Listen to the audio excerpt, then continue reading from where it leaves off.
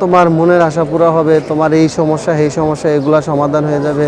বাউতাবাজি তো বাউতাবাজি, বিভিন্ন বাউতাবাজি, 14টা পিটান যায়, সিটার ধরে তার পিটান যায়, না একটা বাহানা তো দিবি, কিছু টাকা নিচে আর কি, মানে বিভিন্ন মানুষের খপ্পরে যাতে না পড়ে।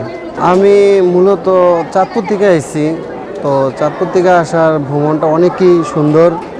এদিকে জালালি কবুতর, গজার মাছ, তারপরে সোনালি কই মাছ, হাজারো দর্শকের অনেক, মানে এত মজাই লাগছে।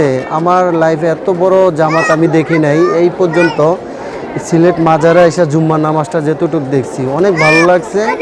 তো আমার বাবা মা অনেক আগের থেকেই আসে, কিন্তু আমি আসি না, আমি এই প্রথম আসছি, অবুজকালে আসছি, ওটার কথা আর আমার মনে নেই।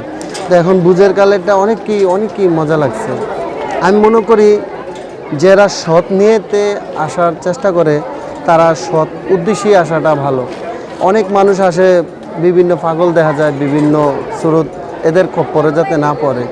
আমার একজন পরিচিত লোক আরও আগে শুনছি নাকি এক পাগলের খপ্পরে পড়ছে, হয়তো কিছু টাকা গেছে।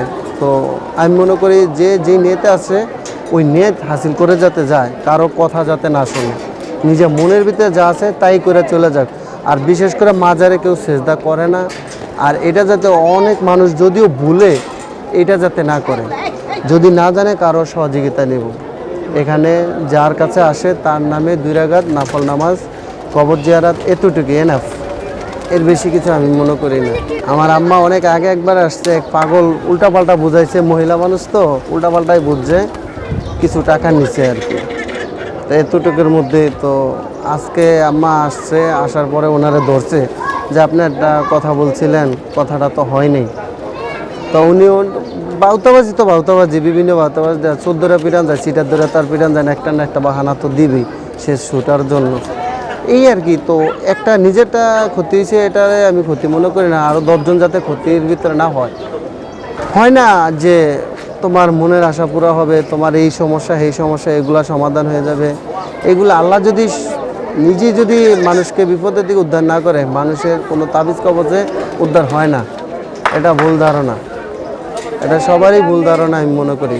এনে যার কাছে আসে তারে জাস্ট 2 রাকাত নফল নামাজ পড়বো, তার জন্য দোয়া করব, এতটুকু না। আর হ্যাঁ, মাজার জিয়ারতটা করব, দেখা গেছে মৃত্যু ব্যক্তি সবার জন্য দোয়া করতে পারে, এখানে থেকে সবার জন্য দোয়া করতে পারে। উছিলা দইরা আল্লাহর কাছে চাওয়া কথাটা ঠিক আছে, কিন্তু এই যে আমি তো বললাম যে মানে বিভিন্ন মানুষের খপ্পরে যাতে না পড়ে, তার মনের ভিতরে কি আছে, এই যে উছিলা তো একটাই, এই জায়গায় একটা নিয়ত করছে আসবে, আসলো, ঘুরা ফিরা গেল, এটাই তো উছিলা।